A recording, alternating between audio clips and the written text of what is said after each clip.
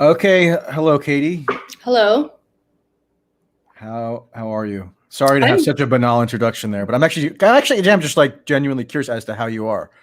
I'm pretty good. I think I have crested the pandemic panic, and I'm like deeply interested in the cultural revolution that I see unfolding within us. But as you know, probably I just started a podcast, and I am now our Patreon is actually doing well, and so I feel free, and so I Isn't it have nice? Isn't it amazing actually? Like I don't want to make dude. people jealous, but when you have just a ton of people just giving you money effectively to do whatever you want, you don't it's hard to convey how liberating that is. Especially if you come from an institution where you get a lot of pushback, where people don't like you either because of your shitty personality or controversial views, in my case both. To have to like not have to worry. I'm going to about dispute that. the premise that you have a shitty personality, but It's really bad. It's I show my best side on Twitter. In person, I'm terrible. It just feels like totally freeing. And my partner in this podcast, Jesse Single, and I are just like kind of overwhelmed. Who's written really perceptive stuff for years that I've read. I remember he was like had some of the original like sane Gamergate takes. Mm-hmm. I think that was how I first became aware of him in 2014. Yeah, Jesse's really smart. He's smarter than me, and he works harder than me. So it's really it's like nice. It's a great combination. He's like a conventionally hard worker, like where I'm sure he did super well in school. Oh, totally. He has a MA or whatever. He has a master's degree from like Yale or Princeton or somewhere like this. I don't even know. You don't even know? No, I don't know. You didn't like check. You didn't like Google it real quick. I have no idea where Jesse went to college. Who cares? So it's great. He like is a great podcast partner, and we're like making money, not like fuck you money, but so far the Patreon has surpassed. We've had it up for like I think less than a month, and it surpassed my income at the Stranger, at my like actual staff job that I had before I got laid off in the pandemic. So I feel good. Yeah, I feel good. Da-na-na-na-na-na. People know that song, right? Yeah, okay. I hope people know that. How are you? Okay, I'm good. You know, I've had. Look, I didn't want to sort of like. I never made a conscious, explicit choice to like fundraise off the back of this cultural revolution or whatever as some kind of counter-revolutionary or somebody who's perceived as a counter-revolutionary, which I'm really not. Right. Or I don't regard myself as such exactly. I just regard myself as somebody who like declines to just mindlessly repeat what's being force-fed down my throat. Right. And so that, I guess, is interchangeable with being a counter-revolutionary or fascist now or something. But like, yeah, it is nonetheless the case that in the past week, a little over a week now, 10 days maybe, I've raised more money than ever. Yeah. I don't even want to give the amount because it'll sound, almost a little embarrassed. Yeah, yeah. And like, it's like people just want me to just continue to do exactly what it is I'm doing, which is not like that complicated. I do YouTube streams occasionally. I tweet wrathfully, and I write an article every week or two. I mean, it's not that complicated, but like it is liberating in that people kind of just understand that. They know that, they like it, and they're willing to pay for it. And you know what? Fuck you if you that like makes you angry for some reason. Yeah, you're probably just jealous. It's sort of I realized yesterday that we've sort of embraced the NPR model in some ways, which actually works, which is sort of ironic. I think NPR has no tote bags though. No tote bags. Maybe we can do T-shirts, bumper stickers. There are stickers all over Seattle calling me a TERF and a Nazi. I could get some of them printed and I should hand them out.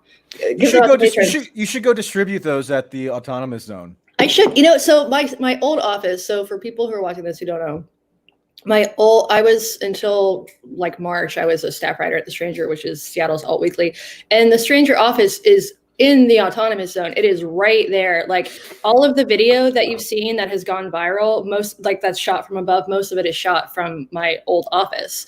So I keep imagining what it would be like for me to like have to go to work. Like somebody spray painted "fuck Herzog" on the door of the Stranger.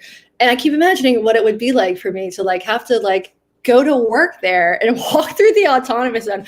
I've heard there are guards. I don't know if there are guards. There are probably guards sometimes. And to have to be like, you haven't been morbidly curious to go and like check it out. I will not be checking it out. I moved to a peninsula away You have to Seattle. take like a long ferry to get there. It's like an hour-long ferry each way.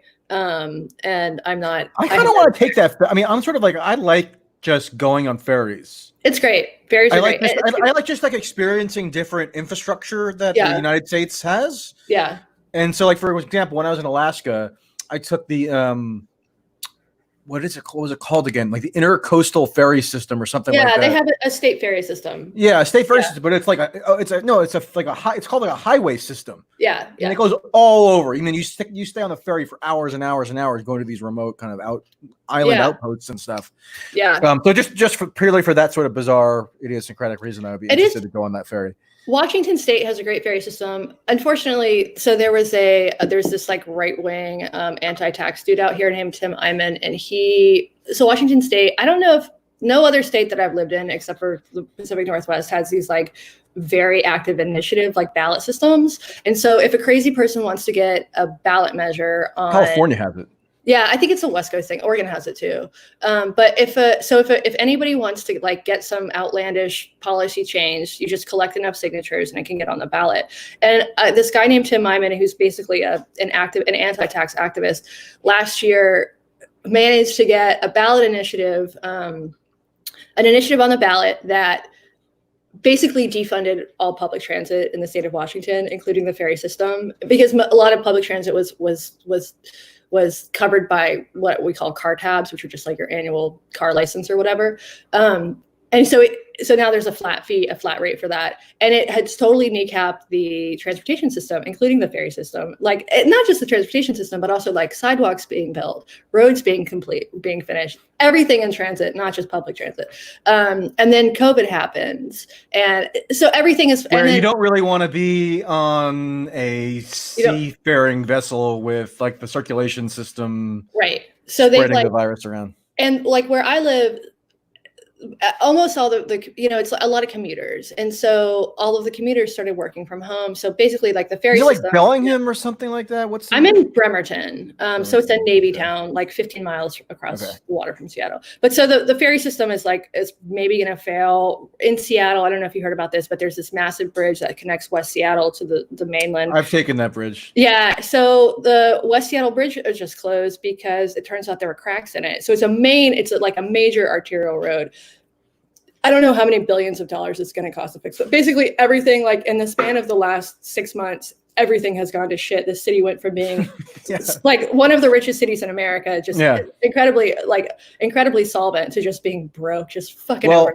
Well, I'm sorry, there's no money to replace or restore that bridge because we're still spending it in Afghanistan. So that's where it's got to go. I mean, it is really business. I mean, talk about a crumbling empire. Right. Well, we got to go prop theirs up. Yeah, I mean, or make it worse.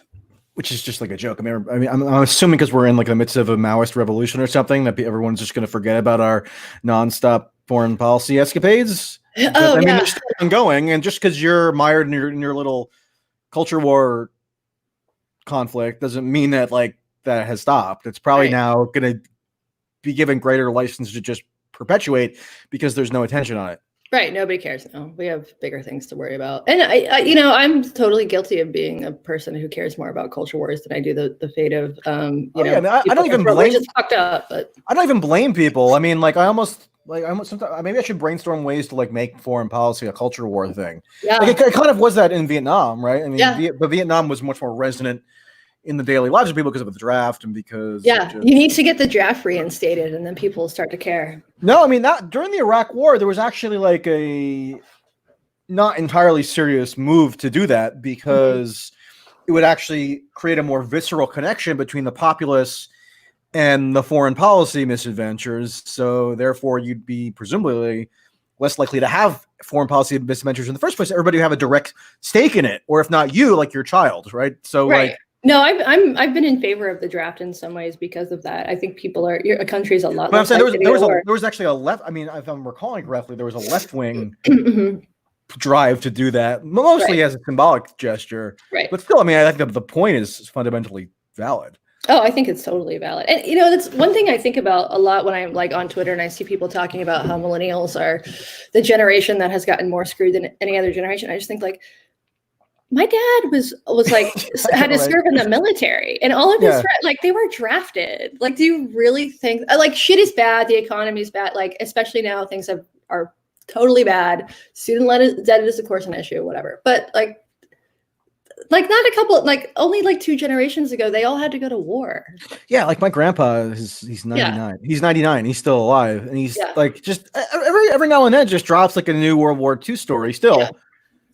And it's just like that's unfathomable for people who would have been the equivalent of his age then. I guess he would have been like between 19 and 23 or something in that period.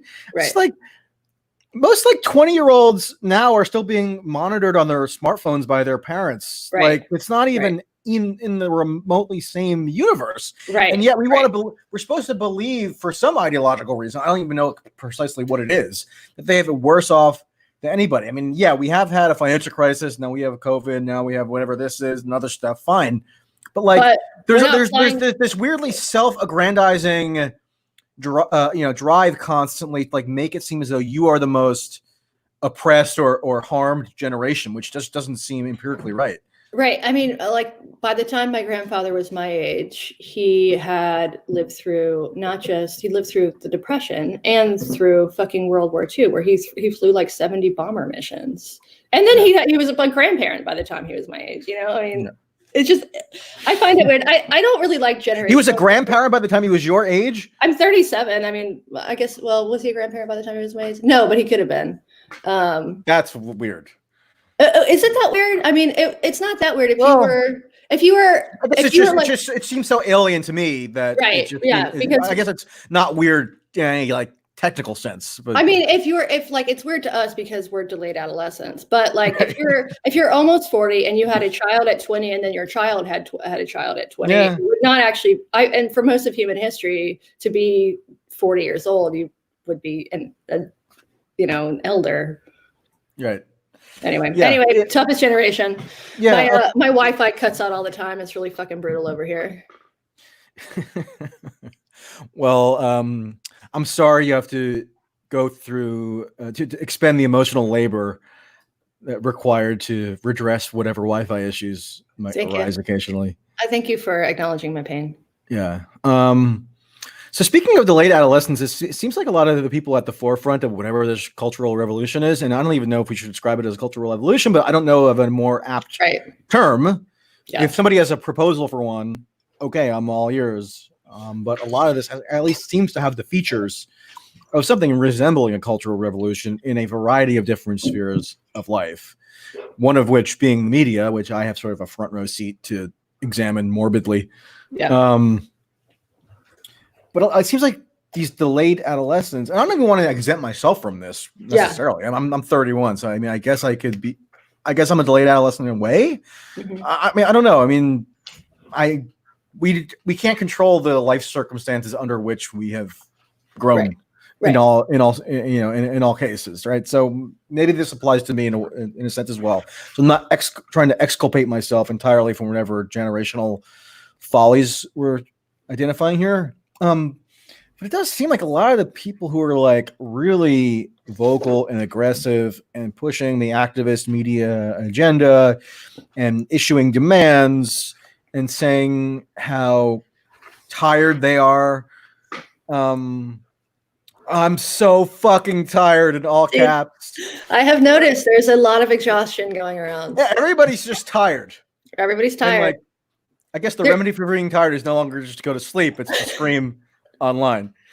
That always soothes me to sleep at night. I just shout at some people online, and then I dream the sleep of a baby.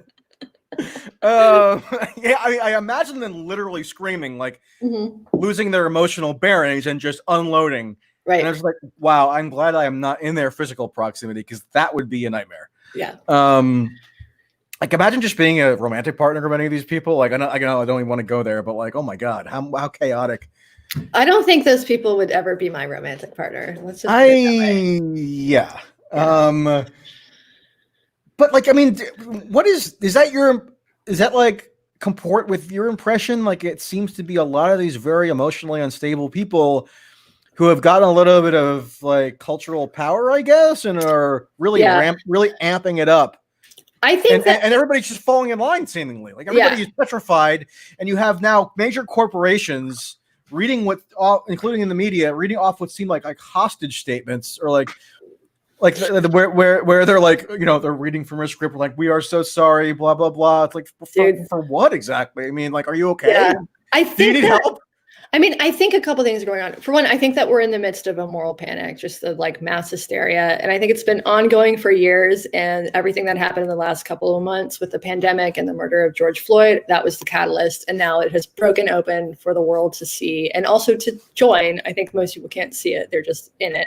Not most people. I mean, a lot of people are blissfully unaware of all of this shit that's happening, and I'm jealous of them. So I think that's part of it.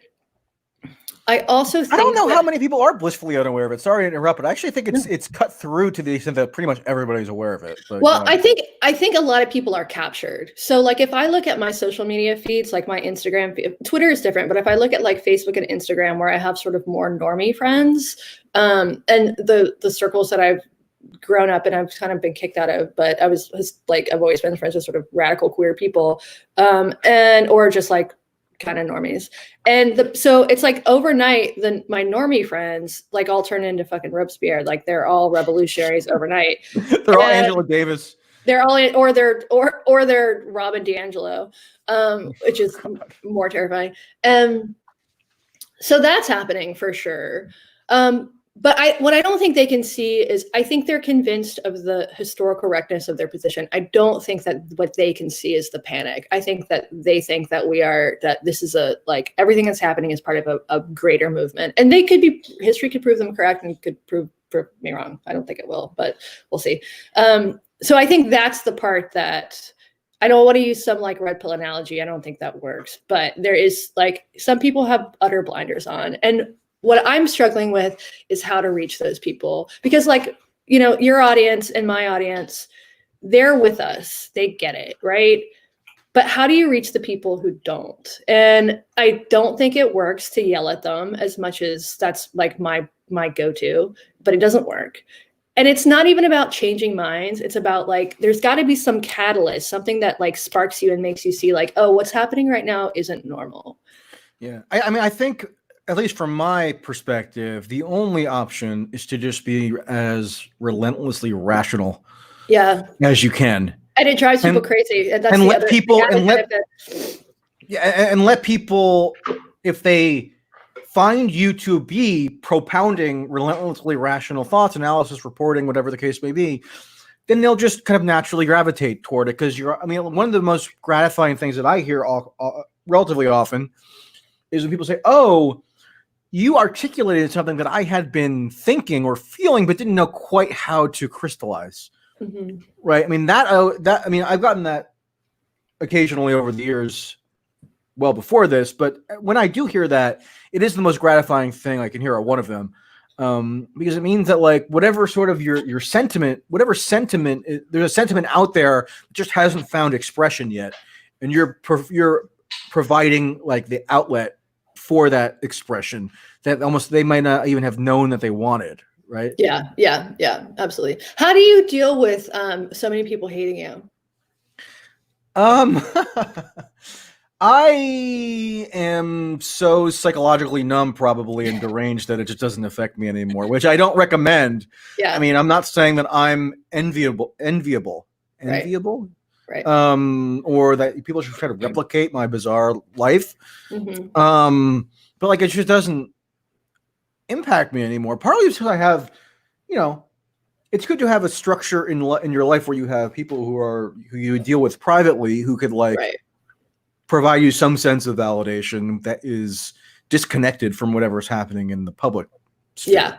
Yeah. I think that's like totally key. Like, I have basically very few friends at this point, and only partially because quarantine has made it difficult to see people. But having a wife who can just constantly validate me and pat me on the head and occasionally tell me I'm full of shit is very helpful. And also, like, the thing is, like, I often issue open invitations to the haters, the losers and the haters, to quote our beloved president.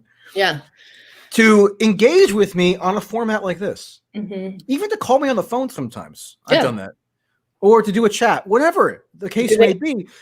Because like if your hatred is so burning and passionate that you're willing to do sometimes, like I'm not going to get into details, but I left my apartment yesterday because of threats that were going around. I'm not a victim, people. It's not that big of a deal. I'm fine.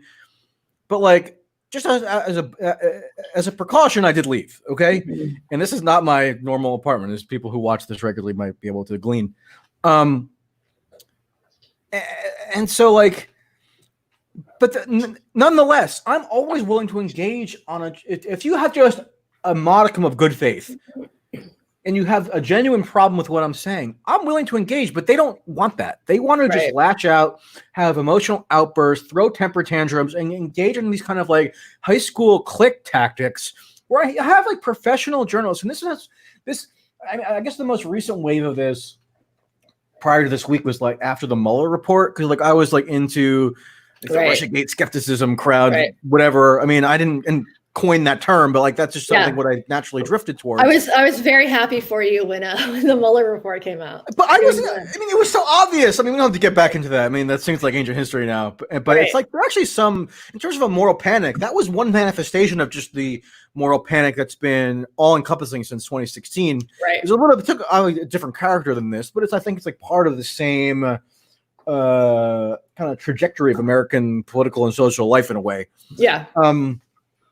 But like the point is that they don't want to engage. So why would I take their hatred as reflecting on me personally? And also they try to conflate. I mean, they try to project onto me this idea that I'm a horrible person on an interpersonal level. Like I'm mean in my just private dealings with people, which is like just not true. Like it's just not. I mean, I can cite references if you'd like, but that doesn't matter. They don't. I just don't. I think you inhibit yourself and hobble yourself if you allow these just kind of angry screeds that are divorced from reason to have any kind of deleterious impact on you cognitively or in any way, politically, mentally.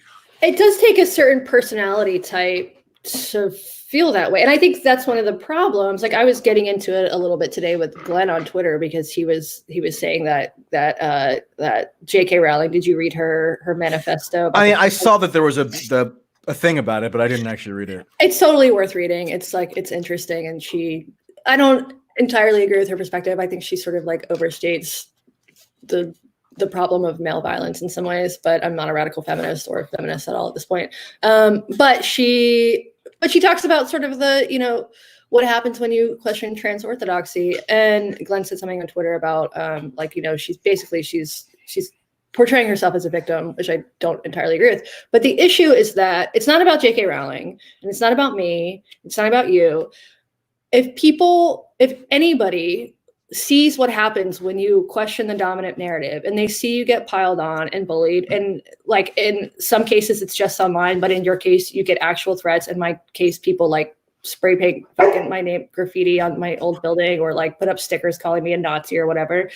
It discourages. Try to destroy you personally. Try to destroy you, and then it discourages. Like literally, I've had people send me threats that they're just gonna make something up about me. Yeah, literally.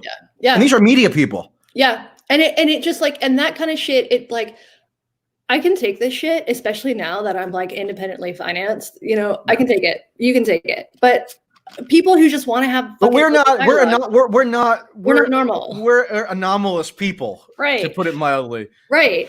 And so that's the thing, is like, it's not about J.K. Rowling. It's not about me. It's not about you. It's about how this stifles dialogue for everybody in the fucking world, and it's so destructive. It's so destructive.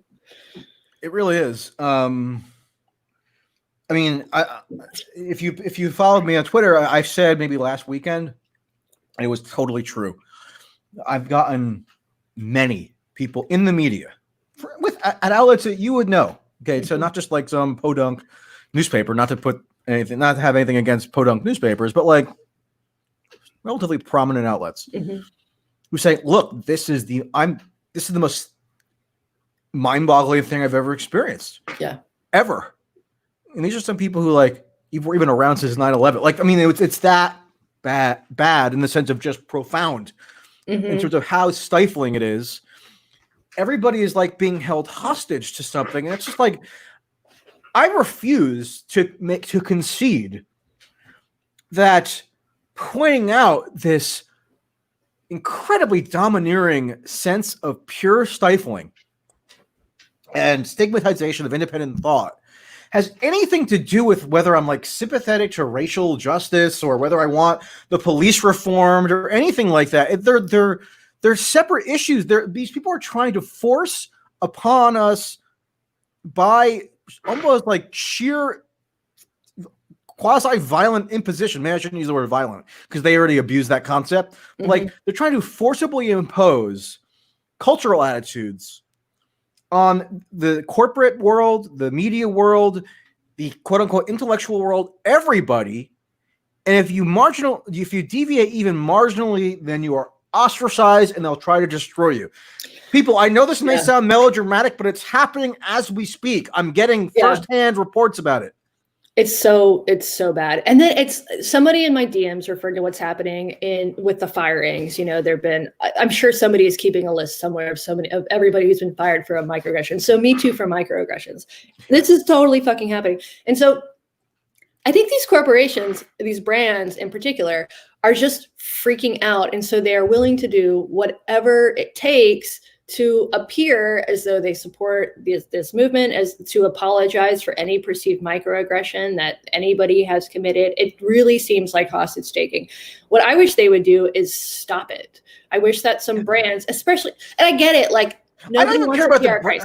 Who even care about the brands? I don't care if Gushers. Did you see that tweet? Yeah. I don't care if Gushers wants to make themselves look ridiculous. The media, I'm more in the media world. And if the media is also capitulating to this, no, that's what I'm talking about. That means the opportunities for actually voicing independent thought and reporting and journalism and just thinking are being constricted and constrained. So that's more harmful to me. No, I agree with you. By brands, I mean like Bon Appetit and like these sort of media brands that are kicking people out for committing microaggressions. Did you read the Bon Appetit statement today? No, I haven't seen it. Okay, it's called. I just read it. I mean, not that I give a flying fuck about Bon Appetit. I don't ever read anything from it. Right. I mean, I have the most basic bitch palate for food in the world. Like mashed potatoes, mac and cheese. Yeah, it's like a bland turkey sandwich, and then that's it. I'm gonna say but like some of the rhetoric that's used, it's just like unbelievable that this is, and I'm even getting people in like different fields sharing the emails that they've gotten from like founders of their companies or people running their departments and stuff, where it's like the same rhetoric. Yeah. What they're saying, like, our other times we have appropriated, co-opted, and Columbused them. Columbus meaning, I guess, Christopher Columbus with a capital C. And they're talking about like BIPOC staffers, BIPOC, a new acronym that was invented, I don't know, in the past week or something. I hadn't heard of it until this. I don't know if there was a referendum conducted among all Black, Indigenous, and people of color people in America that they wanted to be in the same racial category. So I've seen BIPOC for longer, I think, because queer. When I first saw it, I thought it said biopic, like it was like, I don't know, some like historical figure for the movie. You know, this stuff tends to like start earlier in queer circles because I think they tend to be more radical, and a lot of this shit. So a lot of the shit that's happening, I've been seeing for a while, and I feel like I know how it's going to play out. It's going to play out all through the narrative, through the dominant culture, and it's fucking terrifying. And then, you know, and the threat is, if you don't support these sort of show trials and struggle sessions, then you get the worst label possible affixed to you, which is racist. While the term has also expanded to include basically everybody. I mean, there are people, listen to me, okay? There are quote unquote progressive media institutions right now that are being accused of being institutionally racist. Yeah. So I mean, they've expanded the notion of what racism is they've expanded and politicized racism beyond any recognizable definition. Like, right. I mean, so that just deviations from cultural consensus that have been established like seemingly overnight are denounced as racist. I also noticed that in the past week, it seems like everybody has started capitalizing the word black. And even on my iPhone. I've seen that for a while. But I mean everybody. And then I realized I'm not doing that. I'm not doing that either. Racial fucking categories don't get capitalized. No. And even in my iPhone, so I was typing out like black people, white people, or something like that the other day. They're auto-capitalizing it? They're auto-capitalizing it. Oh my God. So that actually explains there's a fucking technical fix. That's why it seems like everybody's doing it, because literally they're turning it into your phone. They're turning it into like a proper noun for some reason, as though that confers some kind of like moral virtue to black people. Like, I don't know, like, because look, I've gone around now, so I've done firsthand. I felt like I had an obligation, even though there's COVID, and even though I live in the epicenter, in New York City, to go do reporting on this stuff. Yeah, and I swear to God, I'm not exaggerating, and I swear to God, I haven't cherry picked this actively or consciously. But every black person that I've spoken to, just regular black people on the street, on their stoop, walking around, whatever, their take on all that's gone on, and I've mentioned this publicly before, it would be denounced as fascism if you put it on Twitter. Dude. They sound like Bill Barr, okay? I mean, Li Fang, look at what happened to him. I know. And I'm still furious about that. Yeah. Listen to what happened. I mean, I think when you render it this way, the utter outrageousness of it is a little more apparent. Okay, so he did literally nothing at all wrong. Nothing wrong in the world. And if you're not, I'm not going to explain the whole backstory to this, but he got viciously slandered by a POC colleague who, by the way, Akella, went to the most prestigious girls' school in the Philadelphia area, shocker, and then one of the most prestigious colleges in the country, William and Mary. Mm-hmm. But like, she has this sense of, I don't even want to get into trouble by detailing it even further, but like, even though I could because I'm financially independent. But she essentially, what she decides to just viciously slander him in public as a racist. And you have the entire media world swoop in to support her and validate her and amplify her and agree with her that Li Fang, an Asian guy, not that it matters, but he happens to be an Asian guy who's like done some of the best like progressive left type reporting for years in the country. She calls him a racist. Nobody in The Intercept defends him publicly. Nobody. I saw. You saw what? I saw that nobody. I saw whatever Scahill response to. I did, and then I get Jeremy Scahill, who's I saw that. More policy worker like Naomi Klein, and then like their underlings. They come in and tell me to fuck myself. Yeah. Because I actually said, you know what? Fuck this. I'm going to defend Li Fang. He didn't do anything wrong. I think and then because of institutional pressures and broader political and social pressures, Li Fang is the one who has to issue an apology to the person who slandered him. I think we should tell people what exactly he did, so it's like very clear that he did nothing wrong. So what Lee did, he went around. He's in California, I believe, and he went around and he just did like man on the street interviews with people about what's happening with the protest. And he put up a series of them. And one of the ones that he put up was a black guy who said basically like, why does Black Lives Matter only care about Black lives when it comes to police violence? Why don't they care about black on black violence? So this is not Lee's words. He might agree with it. I don't know. He probably does in some respect. I don't know. But this is not his words. He didn't say this. This is a black man saying this. And Lee was just dogpiled and called out as racist. And he didn't even like, I'm sure he probably agrees with it on some level, but he didn't even like express that. He just relayed what the guy said. And he was just, and like to be called racist for that, to have your colleagues publicly denounce you for that, and to have very few people actually stand up and defend you, and to be forced to apologize is just fucked up. If Li Fang is racist, it's utter insanity. It's utter insanity. And it's doubly insane that because of whatever institutional dynamics are underway at The Intercept, He's the one who had to apologize. Yeah. So you validated these emotional terrorism tactics of this person. And so why are they going to stop there? It means they were shown to have been effective. Oh, it works. It totally works. I mean, works. I keep thinking about that with the new Capitol Hill Autonomous Zone. I mean, say what you will about the Seattle Police Department or whatever, but by abandoning that, they have absolutely shown that they will roll over.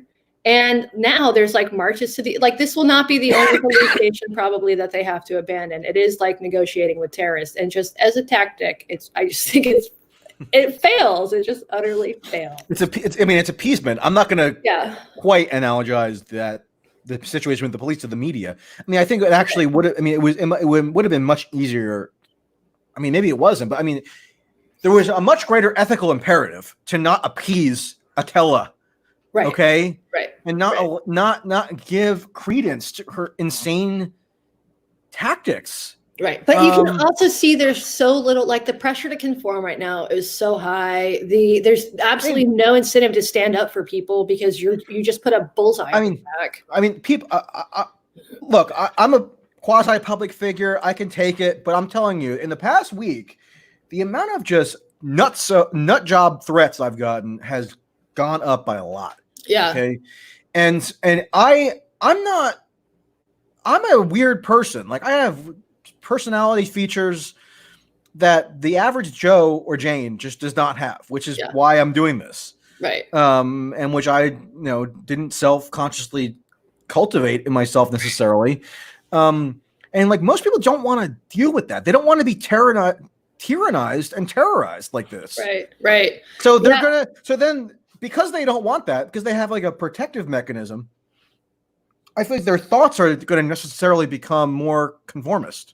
Oh, absolutely. Absolutely. That's the only, this is how these things always go. That's the only option. I spoke to this woman the other day who grew up in Romania during their sort of version of the Cultural Revolution. And it was just fascinating to talk to her about this. And what's happening here now and what's happening there, they're not equivalent. That was top-down communist authoritarianism. What's happening here is bottom-up. It's happening in the culture. But there is the same element of Maoism involved. Yeah. And just they would have these. And it's becoming a little top-down too now, right? Because you have these corporate impositions where everybody has to go to these mandatory corporate-run struggle sessions. Right. And I wonder which if you look at I sent you something.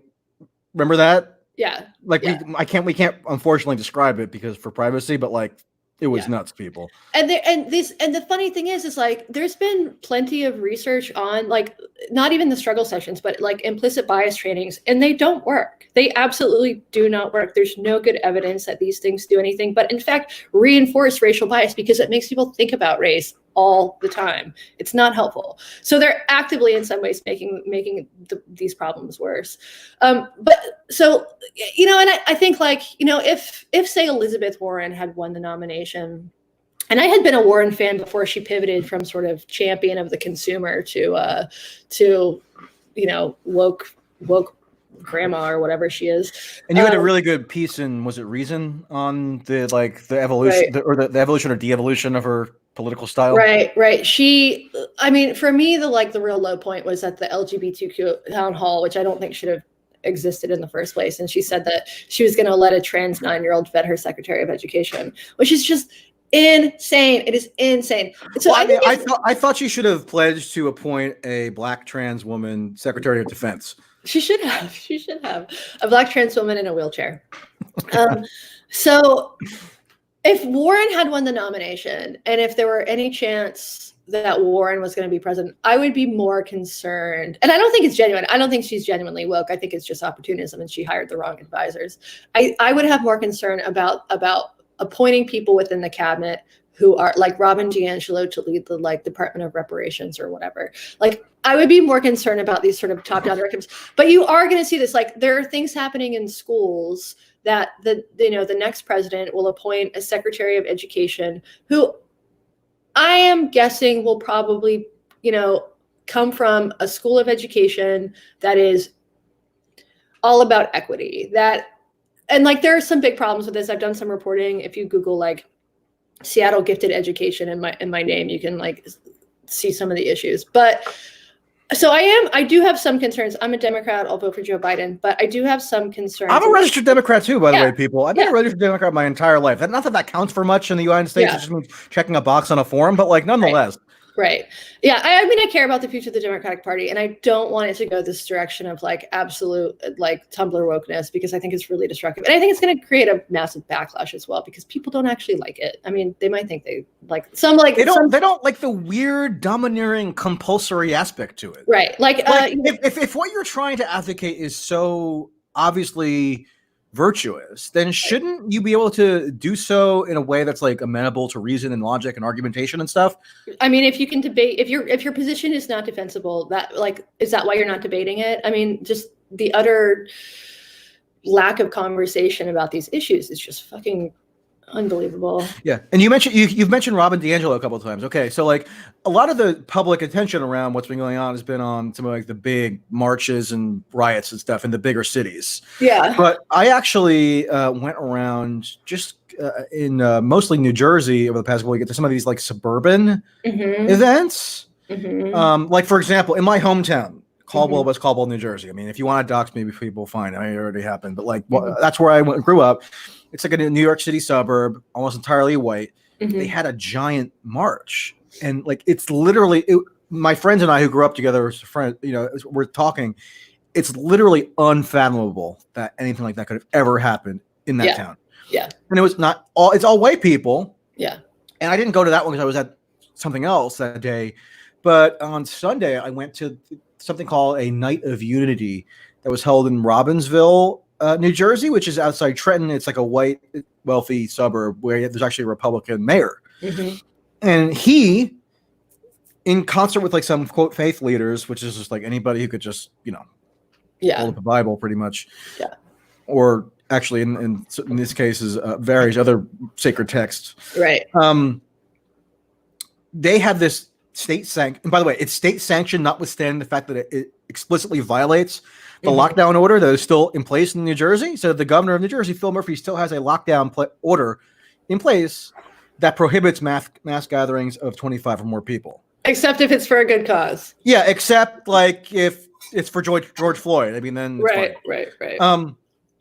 But like at the end, they were like, okay, here are some resources. And this is a suburban place, almost entirely white people at the event. And at the end, they were like, okay, here's some resources, anti-racism resources for you to take home. I don't know if you've seen this like packet. Yeah. It's been going around. I've actually seen it elsewhere. And like they give you a list of articles and books and like Netflix shows and podcasts. And one of them to if you want to continue this mission, whatever the mission is exactly, you're expected to make use of these resources, and they're all on the New York Times bestseller list now. Oh yeah. And one of the books is this Robin DiAngelo book. Yeah. Which is called White Fragility. Yeah. She has it's the #1 book on Amazon right now.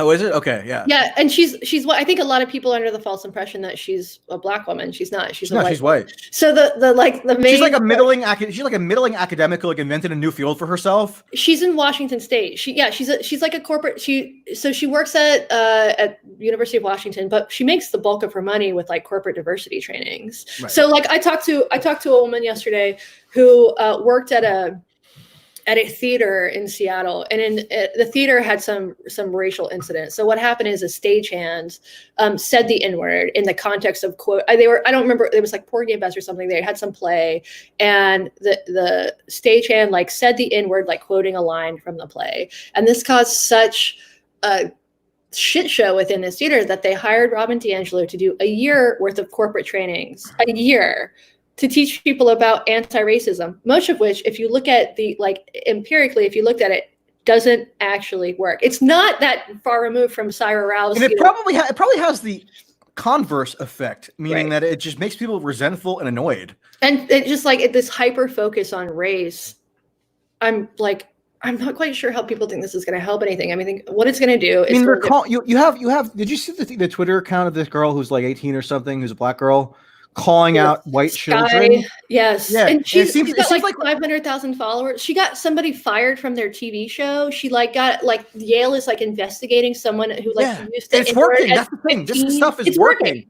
It wouldn't matter. Like, And, if like, she had no power, it wouldn't matter. But this girl, no, it's just some random. If it wasn't working, if she was just some girl doing something stupid, okay, fine, that happens with kids. right? But all these power centers are validating this stuff, Right? And they're actually taking tangible action disciplinarily, Right. as a result of it. And a lot of the stuff that she's pointing out and calling racist are white kids who seem like they're just singing rap songs and hip hop songs. Yeah, which like they're singing the stuff that's at the totally mainstream in pop culture. Which was not. I mean, that's the thing. It's like a lot of this stuff. Like when I was a kid, when I was a teenager, and like Juicy came out by Biggie Smalls, you all sang along with all of the lines because nobody thought to not. It was like the distinction was like it was okay to say the N-word if it was like a with an A.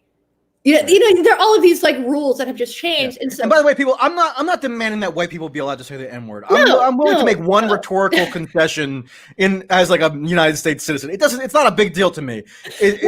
But when children are being penalized for it and getting stuff put out there that could conceivably follow them for their entire lives, right, that's extremely disturbing. And also, people have forgotten that this is a new cultural norm. This was not an issue 5 years ago, 10 years ago, 15 years ago, or whatever. Like Adam Rappaport, like stepping down from Bon Appetit because of an old, or Allison Roman got called out this week for an old photo where she looked like maybe she was dressed like a cholo. She says it was Amy Winehouse costume.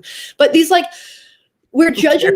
Who cares? Honestly, like, first of all, who cares? But also, like, it was in fucking 2003. It was okay. You know, I mean, maybe it's like inherently offensive to dress like another culture. Okay, you can make that argument, but you cannot judge behavior of the past by the standards of today. You just can't, or everybody is fucked. It's just well, that's what they're doing now to these statues and stuff. Like, like there's a demand.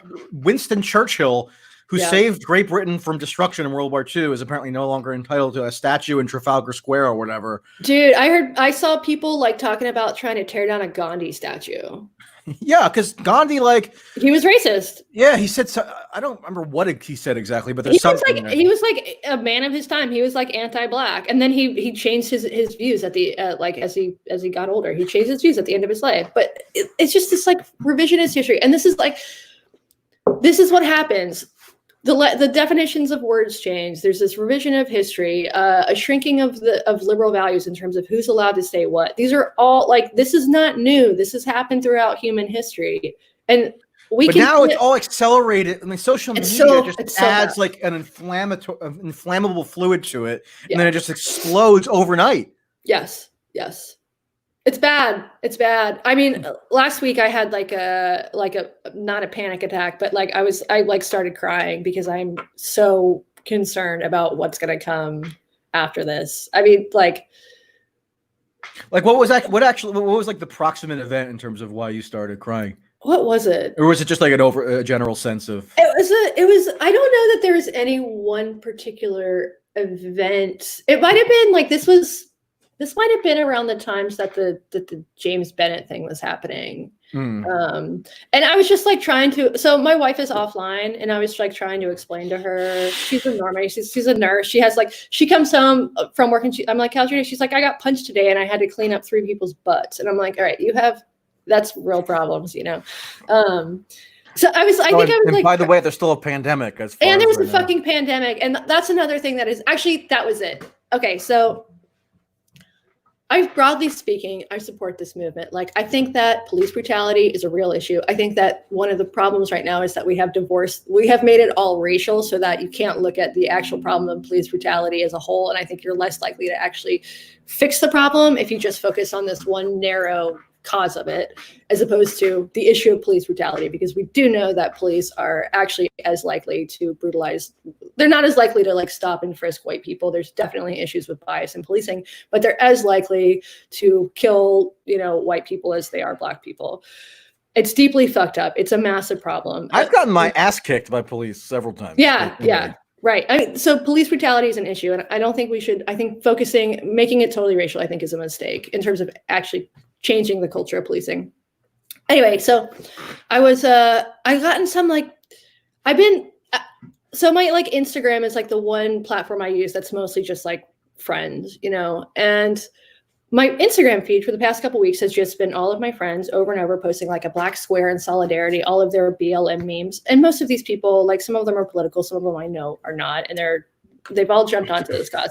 And I kind of couldn't handle it anymore. So, because we're in the middle of a pandemic, right? And my wife is a nurse and the economy just crashed to save people like her and old people. And it's incredibly frustrating for me to see people I know, my friends who are otherwise smart people, going out in the midst of this pandemic and acting like it's totally fine. Where a week ago, 2 weeks ago, they were making fun of people who were protesting to keep their businesses open and saying things like, "Oh, you just want your haircut." And it's like, no, people are actually protesting because they want to be able to make a fucking living so they don't starve. Anyway, I'm not in favor of mass gatherings during a pandemic, assuming that the public health experts haven't been lying to us the whole time. So there's that element of like, maybe the public health experts are fucking wrong about everything, in which case, like, and then you have the public health experts themselves endorsing the mass gatherings. Right. University of Washington being the most egregious example. I mean, they were the ones who initially studied the coronavirus and were promulgating all the information around it, and that was being used by the federal government. And then they have this letter saying, "Oh, white supremacy was actually the real virus all along." I know. So that's the thing, right? And so, like, my wife is in a union. And she got a text message from her union about how they like want all the members to go to a march, a BLM march. And it's just like, we just stayed home for 3 months to save you people. And now you want to go march? And my wife wrote back to the union person and was like, "Are you aware that we're still in the middle of the pandemic? I work with immunocompromised patients. I think this is irresponsible for you to be encouraging members to go out to mass gatherings." What did they say? I mean, was it put to a vote? Isn't stuff like that supposed to be democratically decided upon? She got a text back, and she said something like, there was a lot of conversation within the union, but we decided that since we're going to go out and pass out masks, it's okay. So they're just making excuses for themselves. Okay, I've been to these things. There's no social distancing. The masks don't protect you when you're crammed like sardines in the street. Right. Like chanting, and screaming in one another's faces. Chanting. And then the cops come and spray a bunch of fucking tear gas in your face. It's just, the whole thing is so bad. And I'm deeply worried, not just about the spike in COVID deaths, which I think is going to happen. And if people have... There's already a spike in cases. Right. And if people, like people keep saying, this disproportionately impacts Black and brown populations. Well, if you care about Black lives, don't those Black lives matter too? It's just, the whole thing is just like, it's such cognitive dissonance. The hypocrisy is so fucking obvious. And I just reached a breaking point at some point after getting into some conflict with a friend about a nurse friend who was going to a protest. And I said, are you going to isolate for 2 weeks afterwards? She said, no. I'm like, you're going to go stand with 10,000 people and then go to work and help with immunocompromised people. What the fuck? In Philadelphia, the city officials put out a guidance after the giant protests, and there have been several, but the biggest one I think was last Sunday. They put out a guidance saying, "Oh yeah, by the way, everybody who was there should try to self-isolate for 14 days." It's just are you joking? Dude, and it's not just I think that that this will probably lead to people dying. That sucks. That's bad. But also, the longer this happens, the longer we're going to have to stay in quarantine. And they've also obliterated the political legitimacy of all pandemic containment measures. So people aren't going to listen to it. And why should they listen to it now when it was shown to have been incredibly... I mean, I almost feel dumb for haranguing people to not mass gather prior to this. Right. Because obviously it was totally contingent on whatever your political outlook is. It was not actually about containing the pandemic. So some of the right-wing paranoids who were berating me for 3 months over that from that angle were kind of right. Well, I mean, but that doesn't mean that I'm going to change my perspective on it. I actually talk to doctors. I'm not married to a nurse, but I get reports on this stuff. And again, I'm living right in the epicenter of it, the United States, New York City. And the stories have been horrifying. Yeah. Just does not occur to you that there's any? I mean, it's like an epistemological rupture of a kind that I think is unique in all of human history over the past just 2 weeks. And it started with Trump in 2016. We've had waves of moral panic, Me Too, Russiagate, Nazi alarmism, where one person dies in Charlottesville and it means that the country is being it's turning into Weimar Germany or something. Right. But this almost feels like the culmination of that in a way. I think you're right. I think that's exactly what happened. And I've been like, I started reading a couple years ago about the Satanic Panic because I started to get really interested in moral panics. For one, they're just sort of inherently fascinating. But this idea that you could have thousands of people, tens of thousands of people, all start to believe something that is obviously false. And in the case of Satanic Panic, it was, if people don't know, this was this like widely held idea that there were satanic groups going around and basically like stealing children out of their bedrooms at night and taking them to caves and raping them and just like crazy shit like that. And thousands of people were accused and actually went to jail. Like daycare center owners. Yeah. There was a couple cases in Washington State. A friend of mine, actually, her father was a pediatrician in a town where one of those happened, where something like 200 people were accused and a handful of them actually went to jail. And her father was actually testified against like a pastor or something, because the idea was that you should just believe children. Children don't lie. Believe children, which anybody who's ever fucking known a child knows is bullshit. But so this happened, right? And it's children are supposed to use their imaginations. Right. They can literally make stuff up. Right. And this happened, and I was alive during this time, but I didn't realize it was going on. And I was a kid. And so I heard about this a few years ago on some like Radio Lab show, and I started reading about it and getting really interested in these mass hysterias. And I started to see it around like trans stuff and Me Too. And now what I realize is that it's not one moral panic. It's a lot of little moral panics, and I think a big overarching moral panic, which we won't be able to like, I think, really tell what's going on for a decade or whatever. We can look back at this and hopefully say Trump is the one who I think spurred it. Like I think of 2016 as a demarcation point. Yeah, where like so many modes of thinking about U.S. politics and society, and even journalism, media, many other realms, just got totally flipped or imploded or something. Yeah, and I think that which is ironic, because like Trump himself is not that really a subversive of a figure. Right. He's only really subversive or heterodox in his communication style. He's vile, but he's right. But like he's not handling the national unrest that much differently, really, than like Obama would have held it. I mean, Obama dispatched the National Guard to Baltimore and to. I mean, the rhetoric is different, but he's not really. No, that's what I'm saying. His communication style is different. Right. But that's all people know or want to understand about him. Right. And therefore, they think that like the country is living under fascism because he does crazy tweets. But that's the irony here. It's just like this idea that the country is heading towards fascism because of the government is not true. Like if this becomes a fascist nation, it will not be because of it's top down. It will be because the people have decided that we want to live in an authoritarian nation. And if we actually had a fascist president right now, the coronavirus would be over, right? I mean, they would have had the trains run on time to actually eradicate the virus, rather than having this piecemeal patchwork of like random policies that make no sense.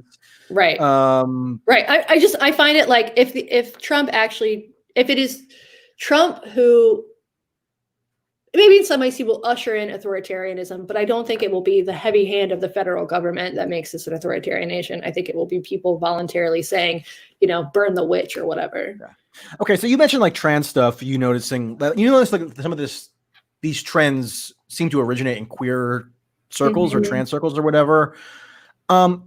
Is it me, or do a lot of these most ardent activists right now, especially those on social media and like doing some of the more aggressive actions, like establishing this autonomous zone in Seattle and such, they seem like they're all, or like they're primarily either trans or gender fluid or something along those lines? It's extremely trendy to be trans or gender fluid, or to just say that you are and not have any gender dysphoria. I mean, at this point, activists and allies have managed to like dissociate dysphoria from transgenderism entirely. So there's this thing that was basically a medical condition for years, is listed in the DSM. Health insurance covers the treatment for it, and does exist, has been co-opted in this way to become just a sort of identity. And there are, so I cannot tell you how many former lesbians I know who have transitioned or who now consider themselves non-binary and go by the pronouns they, them. I mean, I'm talking dozens of people,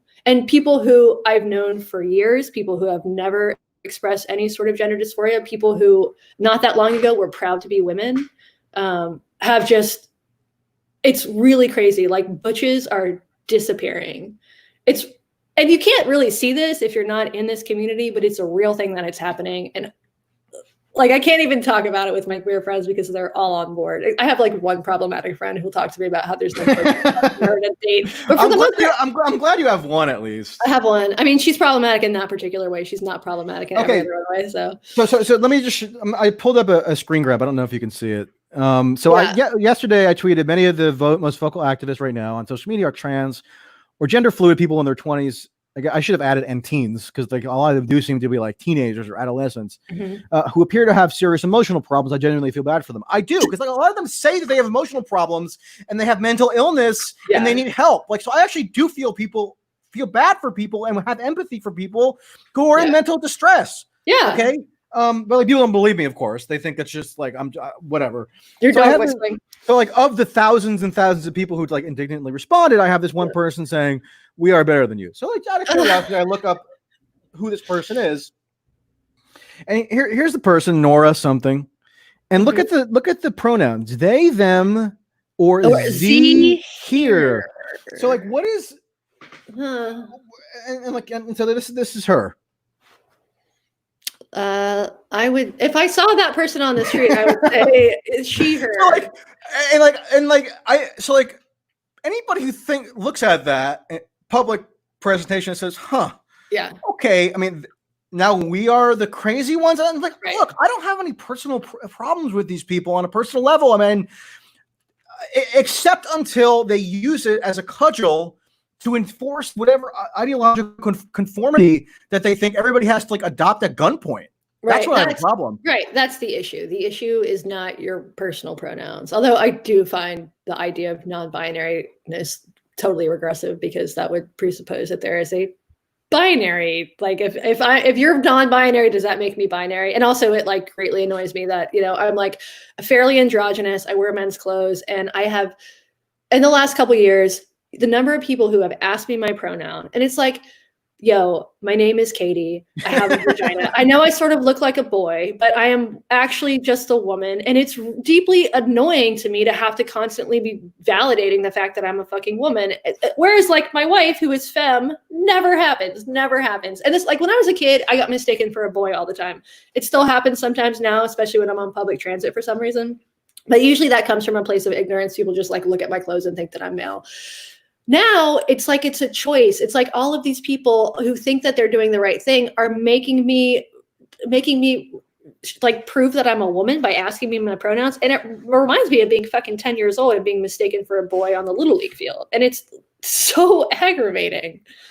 Yeah, I remember when I went to the first time I had to publicly declare my pronouns was when I went to I swear to God this is true, when I went to cover like journalistic. We also have interest in the Democratic Socialists of America convention. This was in 2017 in August, and like you were required in order to gain admittance into the convention to wear the name tag where you say Michael. My name is Michael, and then there's a section for pronouns. You write he, him, which is like, okay, I'm not a mean person. If that's what you guys are doing, I'll do it. But like, again, when it encroaches into dictating how I'm supposed to think about a set of political or social issues, that's where I have to say no. I mean, that's where it's no longer about being polite or just socially about just social niceties. Yeah. That's when like you have an ideological objective here. Yeah. You're kind of trying to sneak in through the insertion of this new rhetorical thing. Okay, so during the Evergreen State thing, so I covered that like after it was over. By the way, I mean, anybody who has this level of body hair does not, I feel like, should not have to clarify anything by way of pronouns. I mean, it's actually kind of disgusting, as a lot of people point out in the comments. But you're fans. So during the Evergreen thing, when Brett Weinstein and Heather Heying were sort of forced out of the school for thought crime, so there's all this video, of course, floating around, and in one of the video so the president of the school, this guy named George Bridges, and he's an old sociologist, and he's in his 70s. And in one of these videos, he's like having a conversation with these protesters who have just disrupted his school. And he stands up and he says, "My name is George Bridges, and my pronouns are he, him." The dude is literally in his 70s. He's obviously a man. And I watched this a few years ago and thought just like I sent it to my friends, like, watch this. It is ridiculous. Like, you're gonna fucking laugh. And then, 2 years later, presidential candidates, Jeremy Corbyn, Kamala Harris, everybody, it has in their Twitter bios. Everybody has just, it's stopping. I actually believe this. One of the only triumph, maybe the only triumph of the Bernie Sanders 2020 campaign was that nobody bludgeoned him into clarifying his pronouns.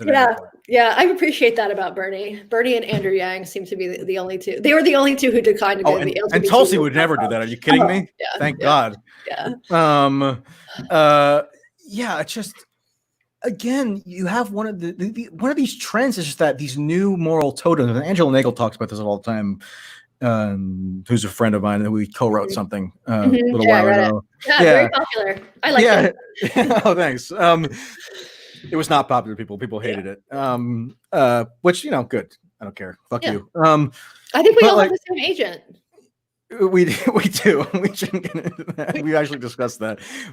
All the problematic people have the same literary agent, which is kind of genius on his part. Yeah, who is also not online, which is also genius. Yeah, I know. Part. Yeah, but he obviously lurks. I mean, right.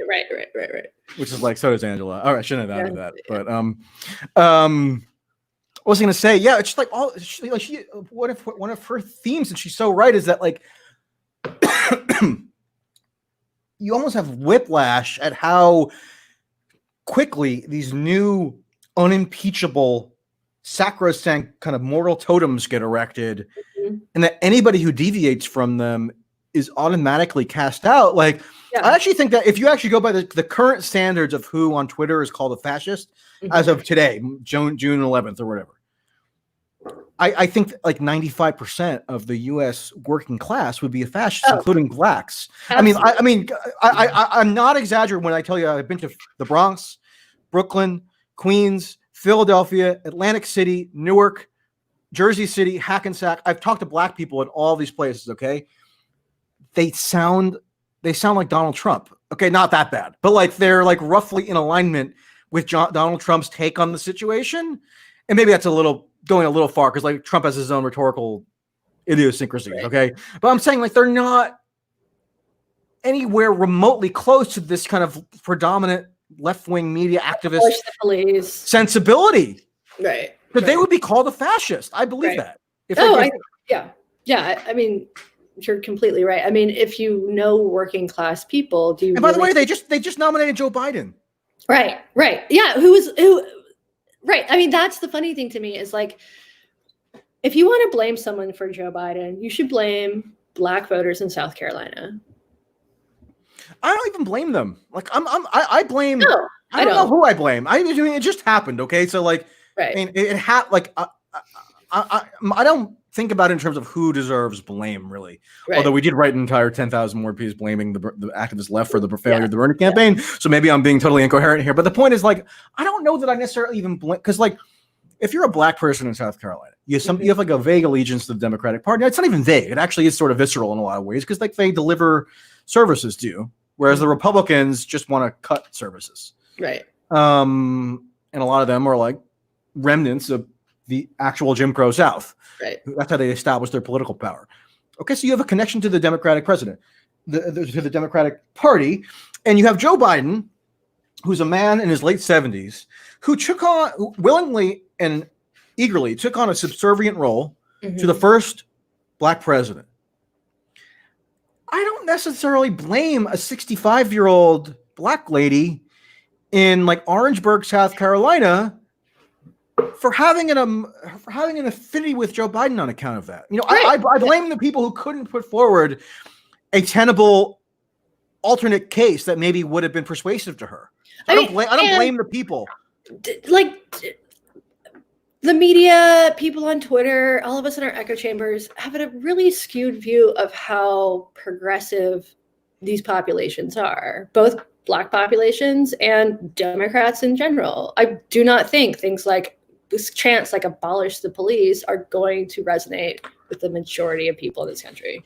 I've been at one of the craziest things I think I've ever experienced was I was in Manhattan. Okay. There was a protest outside Gracie Mansion, which is the residence of the mayor, Bill de Blasio, who's like the most cucked liberal mayor probably ever. Yeah. And I say that just in the sense that, like, he has got a black family. He's a progressive. I mean, you couldn't be more aspirationally, quote unquote, progressive than Bill de Blasio as a mayor of New York City. Okay. But he's loathed now because, like, even everybody gets canceled eventually. Even Bernie's now canceled because he didn't endorse defunding the police. Right. But like, they had a protest outside Gracie Mansion, and it was the whitest protest I've ever seen in New York City. Ever. And it's a Black Lives Matter protest. And one of the things that you have, and there are a couple of black people and like non-white people, but like, and like the whites are constant, like they follow the lead of these like 26-year-old black activists who are leading the march and like telling people where to go. I'm telling you, Katie, it was like a parody situation where I had one of the black leaders of the march who like all the white people were referring to and letting speak and honoring. Yeah. She runs up to me and says, get over there, move. And I'm like, whoa, what am I doing? She's like, she accused me of trying to instigate something with the police that could then be blamed on the black people. Because the white because I just like happened to be at one point standing near the police. I wasn't even talking to the police. I wasn't even looking at them. I was literally coincidentally at one point over the course of like 3 hours was standing somewhat near to the police. And she runs up on me and starts hectoring me and telling me to move and then trying to get people to live stream me saying, look, this guy's not with us. He's trying to make a problem and getting it blamed on the black people. And she accused me of white privilege for that. It sounds like what happened? It would sound like a comedy sketch. It was that bizarre. Okay. And then to add to the comedy, what then happens is that the white people in the area, they step out and take on the role of actually enforcing the black woman's demands, and they try to usher me away. One guy actually threatens to fight me. Jesus. And then I back up, and like in fairness, there was another black girl who like kind of calmed the initial black girl down. Whatever. It's so weird. But like one of the chants at this almost all white march was white people chanting "Black Trans Lives Matter," and it's just okay. I want you to go to Orangeburg, South Carolina. Yeah. Go to the church. Yeah. That is like the center, at the center of black political organization there, and see what happens if you start up a Black Trans Lives Matter. Right. Chant. And that's an experiment. Just go and try and report back to me. And even this, like Black Trans Lives has gotten sort of co-opted by this movement. There's this narrative that exists in the media, that exists among allies, that Black trans women in particular, like there's a serial killer going around and killing these people. Like this came up at the LGBT town hall. A Black trans woman interrupted the debate or the whatever, not debate, interrupted Kamala Harris and said like, we're being literally hunted. And Kamala Harris said, yeah, I know you are. And it's not true. Like if you look at the statistics, there are like they 20... said literally hunted. Yeah, literally hunted. And there, which is fine. You can think that, but the fucking presidential candidate shouldn't reinforce this bullshit. I mean, if you just look at the statistics, like people talk about the epidemic of violence against trans women. Last year, I think 25 trans people killed in the United States last year, most of whom were not killed because they were trans. They were killed in the same ways for the same reasons anybody else is: sex work, domestic violence, bad luck. There were a couple of bias crimes. It's terrible. It should never happen. Murder is bad. I should get that on the record. But it's controversial statement. Right. But it's just this idea. I mean, this catastrophizing, there's an epidemic of murder of trans hate crimes. There's an epidemic of unarmed Black men being killed by police. Also not true. But people believe it. Like I would love to like go up to a protester at one of these events and say like, how many unarmed Black men do you think were killed by the police last year? And just see what they think the number is. Wasn't it 9? 9? No, 9 total. 9 Black people total. It was 8 men and 1 woman. Okay. Yeah. And like police violence. Of course, that's not us people. That's the Washington Post. That's the Washington Post database, right? So this is like, I'm not going to pretend that there isn't a police brutality problem. There absolutely is. Way more people are killed in the United States. There's also a police like corruption problem. Police culture in the United States is like uniquely bad in lots of ways. It really is. But you also have like regional disparities that get totally conflated in terms of police conduct. Right. Whereas like police, as if police is just a monoculture, which it's not. And that's not defense of police to note that it's not a monoculture, you know? Right.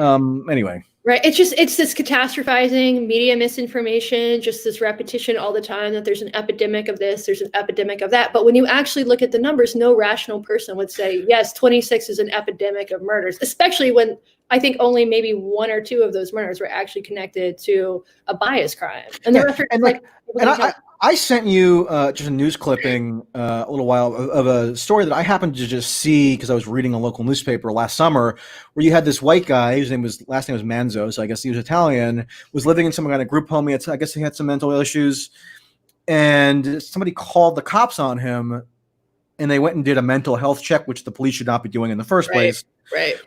And the police then claimed that he was brandishing a scissor, and then they shot him dead. Mm-hmm. Okay, so I don't know what the specifics of that. I don't know what the result was. If they actually carried out the investigation, I doubt they did. That they claimed that they were going to do.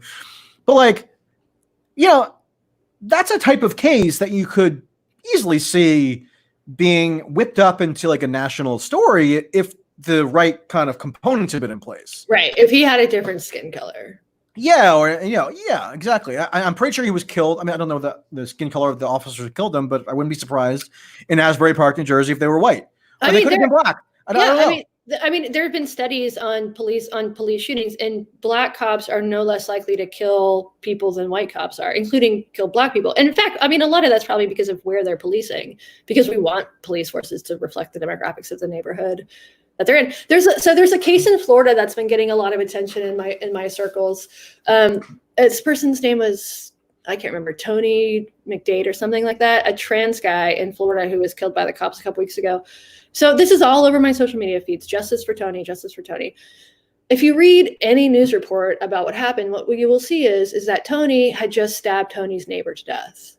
Tony was in the middle of fucking killing somebody and had been like on video saying, I'm going to kill cops. You know, I think there's a valid argument to be made that the police should be given like tasers and rubber bullets and not real bullets. I think we can talk about like disarming the police for sure, but I do not think you should be held up as like a victim of police violence if the police shoot you while you're in the middle of killing somebody. Yeah, it just this phenomenon of catastrophization, is that how you pronounce it? Yeah, that to me is so fascinating because I feel like under Trump, there was a period in late 2016 into early 2017, and you see a bubble up ever since, but like it reached a crescendo at that time, where like there would be like a leak to the Washington Post, usually had something to do with the Russia story, Putin, whatever, Mueller, and it would be catastrophized to such an alarmist extent, and like the walls would be closing in, right? This would be the end of Trump. Right. It'd be like every day there would be one of these, sometimes multiple ones over the course of a day. At this time in like early 2017, when you had an onslaught of leaks from people in the quote deep state against Trump. Right. So I feel like the media, in a way, has cultivated this catastrophizing impulse. Oh, for sure. And obviously, talking about Russian collusion is different than talking about this stuff, but like, it can be applied to different realms, right? Mm-hmm. I mean, like if you're cultivating that impulse or that disposition to constantly think about something in the most catastrophic terms, then that's what you're sort of cultivating. And did you read the book Coddling of the American Mind? I was just thinking about that. Yeah. Yeah. I mean, they have a whole point, which is so right about catastrophization. Yeah. It's like a psychological reflex that a lot of the kids are being taught to, or they're being encouraged to do. And then they imply it politically. Right. Safetyism. The world, people think that the world is a much more dangerous place than it is. I mean, not to diminish the fact that lots of people live in violent places in cities and, outside of the United States for sure. But for, if you compare for these white kids from the suburbs who are protesting, like they're fine. Okay. They're fine. Yeah. And I don't blame people for going out in a pandemic. I think that's irresponsible, but I do not blame people for wanting to take part in what they feel is a just movement. I mean, and I appreciate that, we have the ability to protest in this country. It's incredibly important. I'm not a joiner. I don't join movements, but I think people think that this is a virtuous one. And I don't want to sort of diminish the fact that they think this is like real. Yeah. Do you have to go? Yeah, I have another call. Okay, let's wrap this up then. And I'm sure we could go for like another hour and a half easily. Yeah. But people haven't heard enough problematic declarations from us now to hold them over for. Yeah. So, all right. Thanks for having me. Yeah, this was fun. Yeah. For anybody. Sorry, go ahead. Oh yeah, go ahead. I'll link to your podcast. Send me the link to whatever link you use for the podcast, and I'll put it in the description box so people can subscribe. Sounds good. All right. Thanks, Michael. All right. Bye-bye.